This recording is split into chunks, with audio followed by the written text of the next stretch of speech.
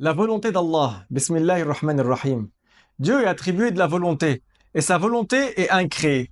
Elle n'a pas de début et elle n'a pas de fin. Et comme tous les attributs d'Allah, bien sûr, la volonté d'Allah ne change pas. Si Dieu veut une chose, nécessairement cette chose entre en existence.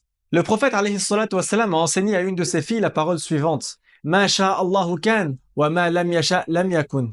Ça veut dire ce que Dieu veut est, et ce que Dieu ne veut pas n'est pas. Ainsi, tout est par la volonté d'Allah. Par sa volonté, Allah spécifie ce qui est possible selon la raison, par l'existence plutôt que l'inexistence, par des caractéristiques plutôt que d'autres, et par un temps plutôt qu'un autre.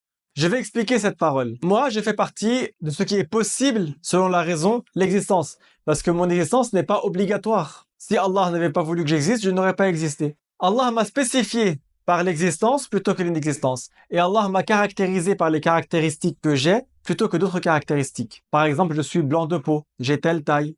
Allah a voulu que j'existe à l'époque dans laquelle je suis plutôt qu'à l'époque du prophète Muhammad alayhi salatu wassalam. Allah dit dans le Coran Wallahu khalaqakum wa ma ta'malun. Cette parole signifie qu'Allah nous a créés ainsi que nos actes. Donc nos actes sont créés et ont été voulus par Allah. Tout ce qui est créé a été voulu par Allah. Donc la volonté de Dieu concerne aussi les actes de bien et de mal que font les créatures. Le bien et le mal sont des créatures qu'Allah a créées. La preuve est la parole d'Allah dans le Coran.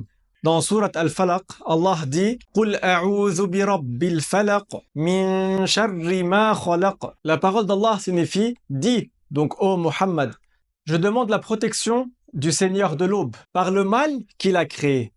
C'est une preuve claire qu'Allah a créé le mal. Et tous les musulmans ont pour croyance, bien sûr, que le mal est créé par Allah, mais qu'Allah n'agrée pas le mal et n'ordonne pas le mal, mais l'interdit. Dieu n'a pas d'ordre à recevoir. Et c'est lui qui a créé toute chose. Donc toute chose lui appartient. Et il agit sur ce qui lui appartient. Donc il n'est pas concerné par l'injustice. L'injustice, c'est d'agir sur le bien d'autrui sans son droit. Ce qui n'est pas le cas d'Allah. Subhanah. Allah dit dans le Coran La yus'alu amma yaf'alu wa hum yus'alun. Cette parole signifie qu'Allah n'est pas interrogé sur ce qu'il fait, mais eux sont interrogés. Dieu a créé le mal et on ne dit pas Allah a mal fait. Mais lorsqu'une créature fait le mal, on dit que cette personne-là, elle a mal fait.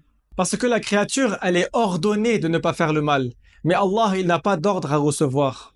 Il est celui qui est incréé et qui est tout-puissant. Allah dit dans le Coran, dans Surat Fatir, ce qui a pour sens en français, Dieu égare qui il veut et guide qui il veut. Je veux aussi citer une preuve par la raison, par la réflexion, qu'Allah est nécessairement attribué de la volonté. Il n'est pas possible qu'Allah ne soit pas attribué de la volonté. Déjà, nous on voit la création, et la création manifeste la volonté d'Allah. Si une personne prétendait à tort qu'une chose peut arriver dans la création indépendamment de la volonté d'Allah, il aura donc attribué à Allah l'incapacité. Et l'incapacité contredit la divinité puisqu'elle contredit la toute-puissance. Et Allah est tout-puissant. En fait, en disant qu'une chose est arrivée indépendamment de la volonté d'Allah, c'est comme s'il disait qu'Allah a été vaincu. Et c'est pas possible qu'Allah soit vaincu.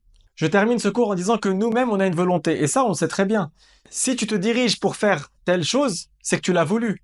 Tu n'es pas spectateur de tes mouvements. Et notre volonté est sous la volonté d'Allah. Ça veut dire que ce que nous, on a voulu, c'est que Allah l'a voulu pour nous. C'est possible que toi, tu veuilles faire une chose, mais que cette chose-là n'advienne pas. Pourquoi? Parce qu'en réalité, Allah n'a pas voulu que tu fasses cette chose-là. Retenez bien ce cours qui est très important dans la croyance islamique. Enseignez-le à vos proches, partagez et abonnez-vous.